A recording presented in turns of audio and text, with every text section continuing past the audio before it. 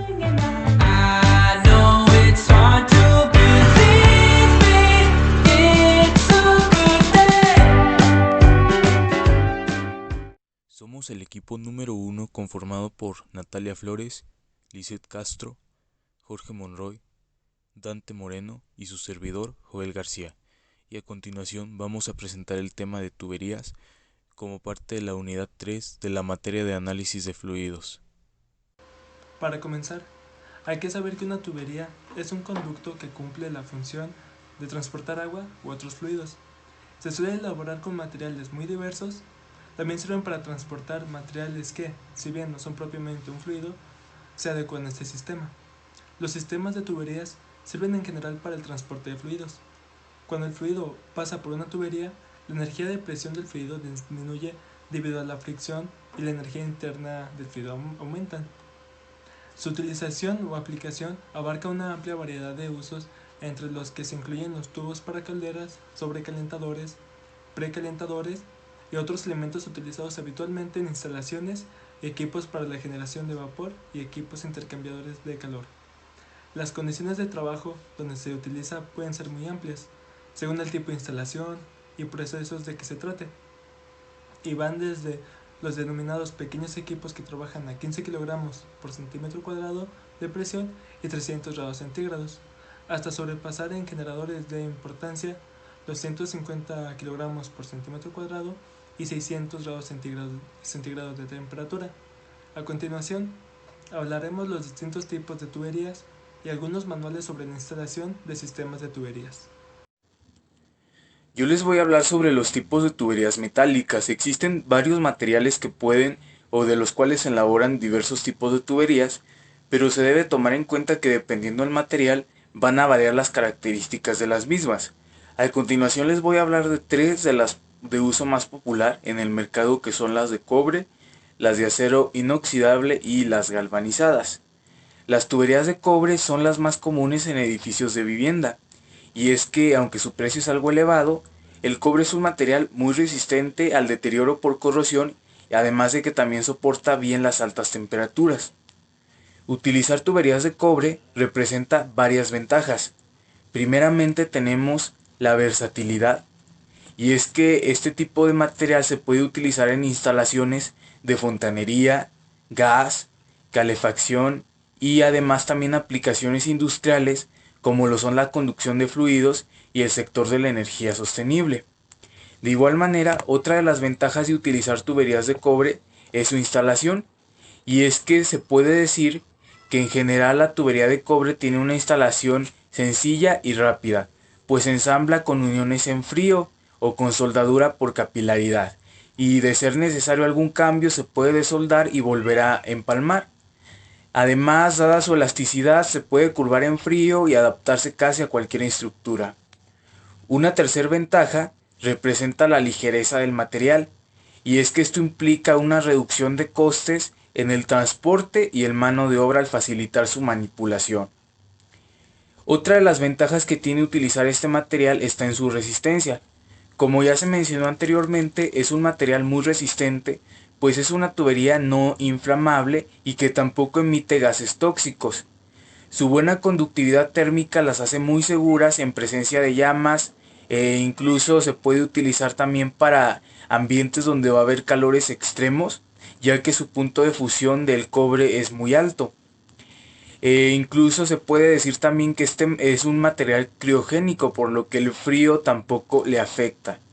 Por otro lado, gracias a su elasticidad, resiste muy bien las altas presiones y los golpes.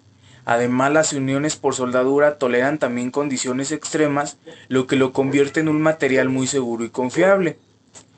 Otra de sus ventajas tiene que ver con su comportamiento en los exteriores, y es que la humedad o los rayos del sol no afectan específicamente a este tipo de tuberías, ya que son muy resistentes a la corrosión. Así que, en resumidas cuentas, las tuberías de cobre permanecen inalterables con el paso del tiempo, aún en condiciones muy extremas. Y finalmente, una de las ventajas más importantes es que los tubos de cobre y sus accesorios son fabricados según las normas europeas. Esto quiere decir que la compatibilidad entre componentes va a estar garantizada.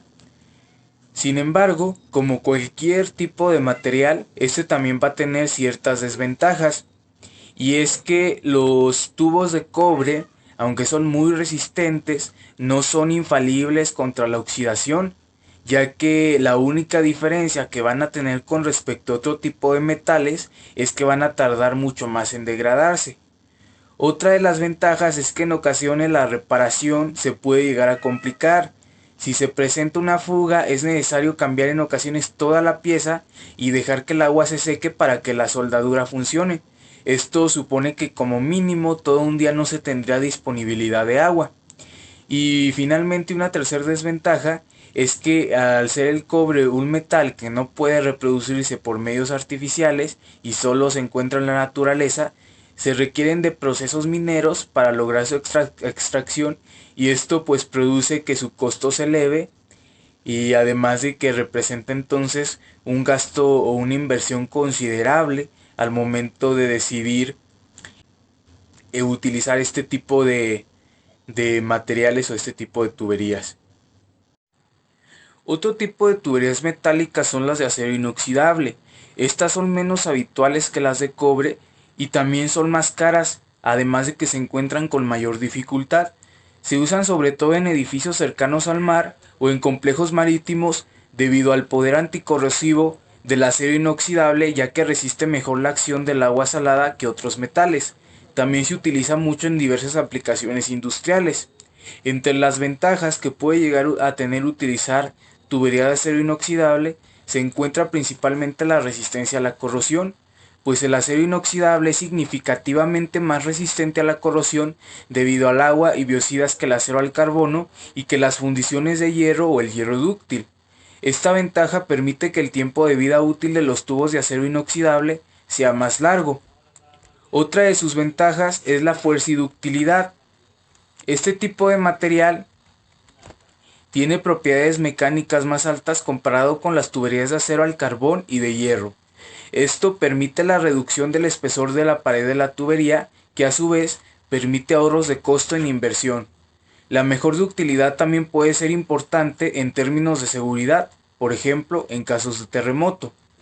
Una tercera ventaja corresponde al coeficiente de fricción, y es que cuando se tiene una menor fricción comparada con otros tipos de tuberías como de cemento revestido de acero al carbono o con el acero al carbono corroído, provoca una menor pérdida de la presión del agua a lo largo de la tubería. Esto proporciona una oportunidad para disminuir el diámetro interno de la tubería y ahorrar costos de capital. Además, esta es una razón por la que hay menor adhesión de depósitos, así como una menor colonización de bacterias. Otra de las ventajas tiene que ver con su fabricación, y es que el acero inoxidable es un material adaptable, fácil de formar, producir y soldar.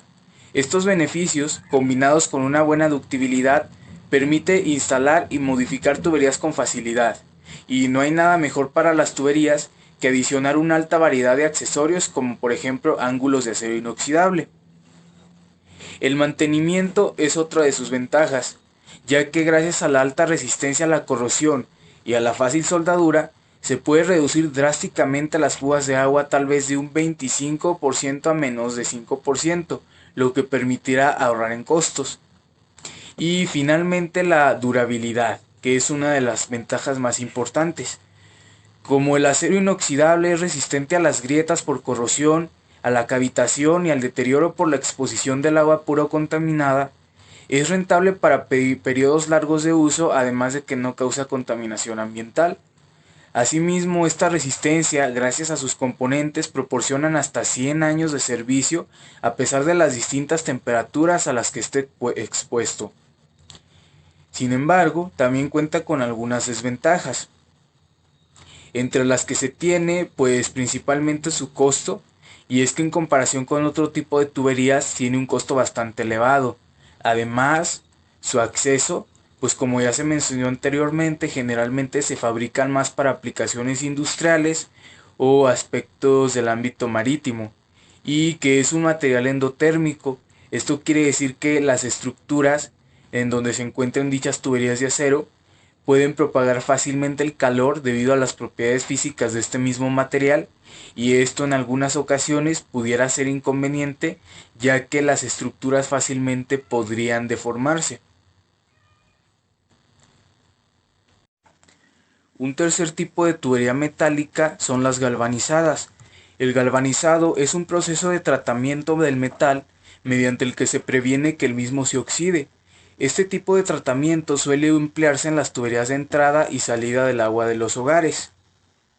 Las tuberías de hierro galvanizado o acero galvanizado se hacen mediante el proceso de templado del acero recubierto con zinc. Esto permite obtener una tubería de gran resistencia a la oxidación y corrosión, además de durabilidad a los impactos. Son recomendables para instalarse superficialmente, pero no tanto para terrenos ni zanjas.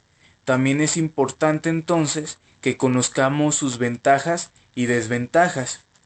Entre las ventajas de este tipo de tuberías tenemos lo que viene siendo el precio o el costo de ellas, y es que suelen costar menos que otros tipos de tuberías, ya que no requieren de un trabajo manual tan intensivo, en comparación con las que ya se analizaron, como lo son las de cobre y de acero inoxidable, son mucho más baratas. También tienen una vida útil y resistencia muy buena de acuerdo a su calidad-precio. Este tipo de tuberías llega a tener una vida útil que va desde aproximadamente los 25 hasta 50 años dependiendo su nivel de exposición. Esto debido a que son más resistentes y fuertes también que las tuberías de PVC y aluminio. Y una tercera ventaja que también es muy importante es su protección contra el óxido, y es que precisamente están diseñadas con una capa extra que ayuda a la no aparición del óxido o herrumbe. Esta es proporcionada por la capa de zinc, que es la que evita tal reacción. Sin embargo, también tienen algunas desventajas, como por ejemplo su corrosión interna. Este es uno de los problemas más comunes que tienen este tipo de tuberías, y se refiere a que suelen corroerse desde adentro hacia afuera. Esto hace que reduzcan su vida útil, y lo que eventualmente también puede llevar a una fuga o a que se rompa la tubería. Y también otra de sus desventajas es la contaminación, que en ocasiones se puede llegar a generar, ya que cuando este tipo de tuberías comienzan a corroerse, los materiales corrosivos como el plomo u otros pueden filtrarse en el suministro del agua y contaminarla poco a poco. Así que en general, pues estas son algunos de los tipos de tuberías metálicas que existen. Continuando con los tipos de tubería, ahora veremos a las tuberías de plástico. Entre ellas destaca la PVC. Hoy en día pueden encontrarse tuberías de este tipo de plástico en diferentes diámetros de acuerdo con los estándares de fontanería. Se utilizan sobre todo para la conducción de agua a presión y no se recomienda su uso para el agua caliente, ya que las altas temperaturas pueden llegar a deformar el tubo de plástico e incluso derretirlo si son lo bastante altas. Esta categoría nos ofrece una subcategoría llamada tuberías de CPVC o ploricloruro de vinilo clorado. En realidad, como les comento, se trata de un tipo de plástico derivado del PVC que se distingue por su color amarillo, ya que como sabemos el PVC suele ser blanco o gris claro. La mayor diferencia con este y también la ventaja que tiene sobre él es que el CPVC sí es resistente a temperaturas altas, por lo tanto puede transportar agua fría y también caliente. Como su diámetro externo es parecido al de las tuberías de cobre, el CPVC es viable para más usos que el PVC. Bueno, como les comentaba, el CPVC es una solución duradera y sin problemas para los entornos industriales más duros. Es por eso que algunas aplicaciones donde se presenta pueden ser los procesamientos químicos, el cloro alcalino, los procesamientos minerales, la generación de energías, como semiconductores, tratamientos de aguas residuales, entre otros. Otro tipo de tubería de plástico es la de polietileno reticulado. Este tipo de tuberías, conocidas también como tuberías PEX, están hechas de plásticos modificados estructuralmente para que sean mucho más resistentes al impacto, resistentes a la tracción, tengan alto rendimiento ante las temperaturas altas y se contraigan menos en comparación con otros materiales. Si bien nacieron en los lejanos años 20, su uso se está haciendo más popular ahora, pues comparten características del CPVC y además son resistentes a temperaturas mucho más altas, Por eso es frecuente encontrarlas en instalaciones de calefacción y calderas. Sus usos son variados, pero los más comunes incluyen líneas de servicio de agua, distribución de fontanerías de agua fría y caliente, en la residencial y comercial como tuberías de agua reciclada, sistemas de calefacción y refrigeración, y en radiantes como tuberías de agua enfriada y tuberías de transmisión preaislada. Finalmente, las tuberías polipipe se trata de esas gruesas tuberías de color negro que se emplean para llevar agua a una presión muy elevada y se usan sobre todo en el exterior. Yo les presentaré otros tipos de tuberías. La primera es el fibrocemento. La tubería de fibrocemento se utiliza para canalizaciones de aguas de tejados, para conductos de aguas residuales y para conducir agua a presión. Se fabrican con cemento de alta calidad, fibras de asbesto y sílice. Suelen astillarse cuando se somete a una presión superior a la que pueden soportar, y también son susceptibles de experimentar un tronchado ante esfuerzos cortantes. Esta tubería resiste las cargas de compresión de 450 newtons y soporta hasta 40 joules de impacto. Además, resiste los agentes destructivos químicos y tiene un bajo coeficiente de rugosidad, lo que facilita su fluidez y minimiza la pérdida de carga. Los mayores problemas vienen cuando se retira y la manipulación de las mismas. En este proceso, el fibrocemento desprende partículas de amianto, que está comprobado que son cancerígenas, por lo que hay que seguir unas estrictas medidas de seguridad. El siguiente es el grés. Las tuberías de grés son fabricadas de una mezcla de arcillas que se han formado, secado y quemado hasta un punto que forman un material vidrioso. Un material de estructura densa, dura, impermeable y resistente a los ácidos y alcalinos. Esta tubería posee excelentes características por su uso en las redes de saneamiento, llegando a soportar de 15 a 40 newtons por milímetro cuadrado a la flexotracción. El grés vitrificado tiene un bajo coeficiente de rugosidad y su alta impermeabilidad favorece la adhesión de materiales orgánicos, facilitando el flujo de las aguas residuales en bajas pendientes. Por último tenemos el hormigón.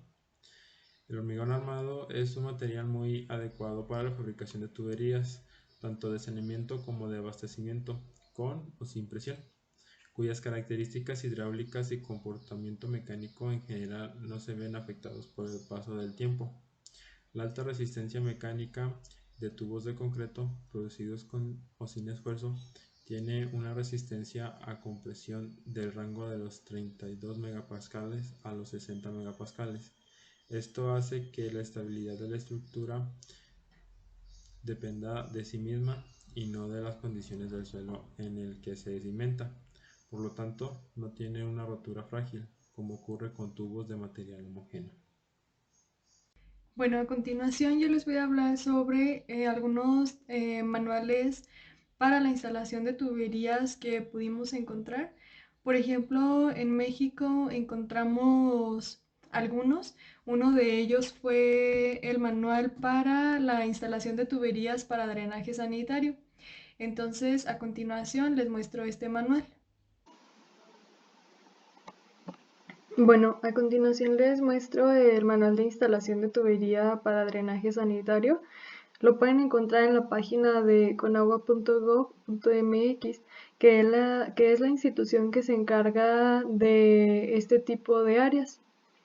Y bueno, en el manual vienen diversos apartados. Por ejemplo, uno de ellos se trata sobre una breve introducción, habla sobre definiciones y da una breve apertura a diferentes tecnicismos que pudieran usarse a lo largo del manual. En la sección 1 se habla sobre la seguridad y bueno, por ejemplo, en la sección 2 se habla sobre la tubería de fibrocemento. Cada uno de los tipos de tuberías contiene 4 apartados, como ya les había mencionado, que eran los de recepción y descarga, preparación del terreno, instalación e inspección. Por ejemplo, viene en la sección 3 la tubería de poliéster reforzado con fibra de vidrio. En la sección 4 la tubería de PVC. En la sección 5 la tubería de concreto, en la sección 6 la tubería de acero al carbono, en la 7 la tubería de polietileno de alta densidad con refuerzo de acero y en la sección 8 la tubería de polietileno de alta densidad. Y bueno, a continuación vamos a ver un poco de lo que viene en este manual. Por ejemplo, vienen diversas definiciones como el agregado, los tipos de agregados que hay, aguas de lluvia, acero, albañal interior, alcantarillado sanitario, que es una atarjea, que es una cabeza de atarjea. Entonces vienen por ahí diversas definiciones que pues pueden servir para comprender de una mejor manera el manual. En la introducción se habla también sobre factores de seguridad y, por ejemplo, en la sección de seguridad se habla sobre cómo debe de ser la recepción y descarga. También en la sección de recomendaciones en zanja se habla sobre diversas normas sobre las que se sustenta el cómo debe de ser llevada a cabo la instalación. Y bueno, ahora veamos, por ejemplo, para la sección 2 de tubería de fibrocemento. Para la recepción y descarga se habla en primer lugar del transporte, cómo deben de ser desde la colocación de estos tubos en los vehículos, qué posición deben de tener, cómo debe de ser la recepción en la obra. Dice que el responsable debe realizar una inspección para eliminar el acomodo defectuoso o revisar que no estén dañados los tubos durante el transporte. Habla también sobre cómo se debe realizar la descarga manual, la descarga mecánica. Por ejemplo, aquí en esta parte nos dice algunos implementos y accesorios que se pueden usar para la descarga mecánica de los tubos para hacerlo de una forma adecuada. Y cómo deben de ser apilados también, o sea, desde esos aspectos que pudiéramos creer que no son importantes, pero que pues sí es muy importante tomar en cuenta. También habla, por ejemplo, al momento de hacer la zanja, cómo es que debe de ser esta zanja. Por ejemplo, aquí dice cómo debe de ser la colocación de los tubos en la cama de apoyo dentro de la zanja. Por ejemplo, en la primera imagen se muestra que el tubo debe estar apoyado en toda su longitud, que no deben de apoyarse en los coples porque esto ocasionaría un quiebre en esta parte del tubo. También evitar apoyos en un punto. Y además se deben excavar conchas para alojar los coples, es decir, como se muestra en esta imagen, o sea que esta es la forma correcta de instalarlos. Y bueno, si se fijan, pues da instrucciones muy específicas de cómo se debe de ir realizando esto. Vienen estos apartados para cada uno de los diferentes tipos de tubos, lo que lo hace muy interesante, o sea, el saber que pues a pesar de que se ven resistentes los tubos, deben de tratarse con cuidado. Cada uno de los tipos de tubos es diferente y pues para cada uno existen diversas especificaciones. Bueno, otro manual que podemos encontrar en México se trata del manual para el alcantarillado sanitario. En este manual, en el apartado de componentes de un sistema de alcantarillado, es donde se encuentra la sección de las tuberías y sobre cada uno de los tipos de tuberías. Habla sobre también el proceso de cómo deben de tratarse cada una de estas tuberías, cómo debe de ser la descarga domiciliaria. Y bueno, este manual también es muy interesante. Habla también sobre los agregados que pueden tener los diferentes tipos de tubos, como son los coples. Y a continuación les muestro el manual. Bueno, este es el manual de alcantarillado sanitario.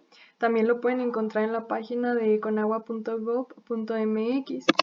Y bueno, el apartado en el que les decía que habla específicamente sobre las tuberías es en el 2, el de componentes de un sistema de alcantarillado.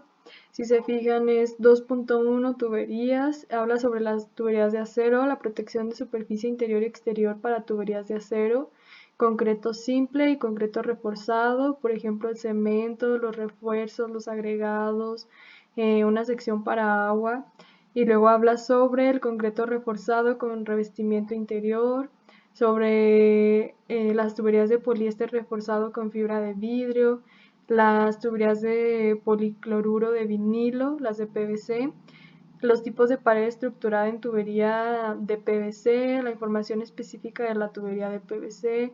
Hablas también sobre las tuberías de fibrocemento, las tuberías de polietileno de alta densidad y además sobre obras accesorias, así como la descarga domiciliaria y los pozos de visita. Entonces vamos a ver más a fondo esta sección, incluso acá vienen otros apartados. Entonces vamos a esta página. Aquí está. Bueno, habla sobre, dice, la expectativa de vida útil de los elementos que conforman una red de alcantarillado sanitario debe ser de al menos 50 años. Todos los elementos que conforman la red de alcantarillado sanitario y su instalación deben cumplir con la norma oficial mexicana, la NOM 001 con agua 1995, sistema de alcantarillado sanitario, especificaciones de hermeticidad. Es decir, que por eso se realizan este tipo de manuales, ya que no es tan sencillo estar cambiando pues a cada rato este tipo de tuberías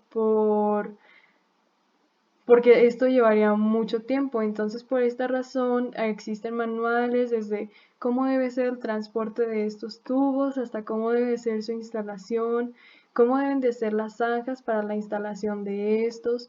Entonces, sí son diversas consideraciones que se deben de tomar al momento de realizar trabajos con estos tipos de tuberías. Por ejemplo, dice que la tubería de alcantarillado se compone de tubos y conexiones acoplados mediante un sistema de unión hermético, el cual permite la conducción de las aguas residuales. Sobre todo aquí es muy importante porque se está trabajando con aguas residuales. Por ejemplo, aquí nos habla sobre las propiedades de la tubería de acero al carbono. Desde aquí, o sea, es muy importante considerar todos estos aspectos para poder analizar el tiempo de vida que tendrá este tipo de acero, este tipo de tuberías. Vienen otros aspectos que se analizan sobre las tuberías de aceros y sobre todas las demás tuberías. Por ejemplo, habla sobre la protección de la superficie interior y exterior para la tubería de acero, cómo debe ser el recubrimiento exterior, cómo debe ser la protección interior y exterior, cómo debe ser la integridad de los ductos de acero a largo plazo, o sea, para que estos pues duren, sean funcionales y eficientes por un buen tiempo. Y pues básicamente de esto, este es el contenido de este tipo de manual, el cual también es muy interesante porque al ser para aguas residuales, pues es algo con lo que los ingenieros que trabajan en esta área pues deben de tener mucho cuidado. Bueno, ahí tenemos también otro manual en México que es para la instalación de oleoductos. Este es muy específico, incluso se evalúan aspectos como la manifestación del impacto ambiental. Y bueno, a continuación les muestro en qué consiste este manual. Bueno, en México también existen manuales para la instalación de oleoductos y de gasoductos. Este es un manual para la instalación de un oleoducto, donde también se analizan pues las manifestaciones de impacto ambiental. Este manual lo pueden encontrar en la página de Semarnat, que es también la organización encargada de pues el área de las instalaciones de las tuberías. En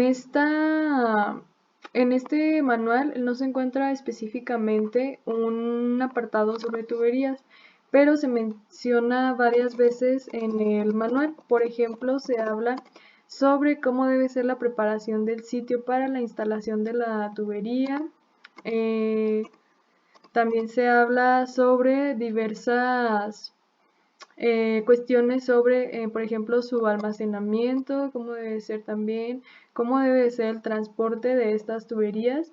Si se fijan, habla de que se usan tuberías de acero al carbón que son suministradas por Pemex con ciertas especificaciones. De hecho, aquí dan las especificaciones para las tuberías que se utilizarán en esta área de los oleoductos.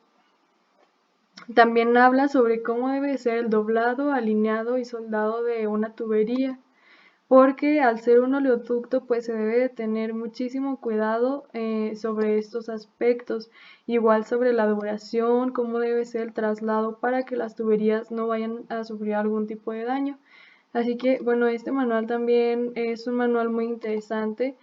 Existen más manuales sobre la instalación de oleoductos de acuerdo pues a las áreas en las que se vaya a estar trabajando, en las que se vayan a estar realizando estas instalaciones, y sobre cómo también los ingenieros a cargo de estas obras pues deben de actuar, deben de tener las medidas necesarias para que estas tuberías se instalen de manera correcta. Y bueno, también tenemos manuales mucho más específicos, como este que encontramos, que es un manual para tuberías de hierro fundido que está realizado por la empresa Charlotte. Entonces, a continuación les muestro este manual. Bueno, este es el manual encontrado sobre las tuberías de hierro fundido. Si se fijan, pues lo encontramos en la página de la tienda de Charlotte, que pues ellos son los fabricantes de este tipo de tuberías. Dan información general sobre este tipo de tubería, dan una breve introducción, hablan sobre la recepción, manejo y almacenamiento de tuberías, así como las conexiones de hierro fundido, dan una ficha técnica sobre las tuberías y además muestran la certificación del producto, los datos del producto, los datos de diseño e ingeniería. Hablan sobre el flujo de gravedad, las propiedades de flujo de fluidos, o sea, cómo influyen para estas tuberías. Hablan sobre los procedimientos de instalación, cómo deben de ser los métodos de cortes para las tuberías de hierro fundido, cómo deben de ser los métodos de unión. Habla sobre diferentes tipos de métodos de unión, cómo realizar pruebas e inspección para saber que realmente fue instalada como debía. Y habla sobre consideraciones especiales. También habla sobre selección de materiales y consideraciones en ingeniería.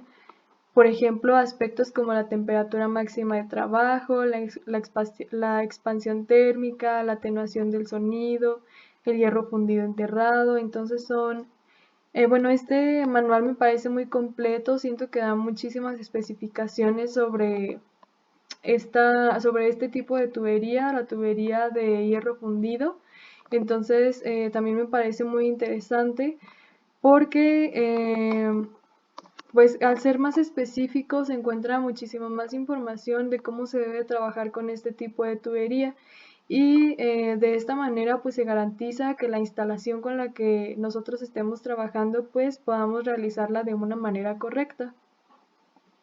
Después de haber abordado y discutido los diversos temas sobre las tuberías, cabe destacar la verdadera importancia y función que cumple un sistema como ese de las tuberías en cualquier proceso industrial determinado. Es imprescindible un buen mantenimiento de dichos sistemas y la rigurosa inspección que estos demandan ante el más mínimo defecto, así como también lo elemental que es su correcta elección, ya que anteriormente se mencionaron los diversos tipos de tuberías y cómo dentro de los diversos tipos existen diferentes aplicaciones, entre ellas algunas muy específicas. En general, este trabajo nos ha provisto del rol que cumple un sistema de tuberías en la industria. Es muy importante que al instalar un sistema de tuberías se tome en cuenta los manuales para su realización de dicho sistema, debido a que no ser así, esto podría ocasionar fallas en el sistema, implicando tanto fugas como el desgaste y quiebre de las tuberías.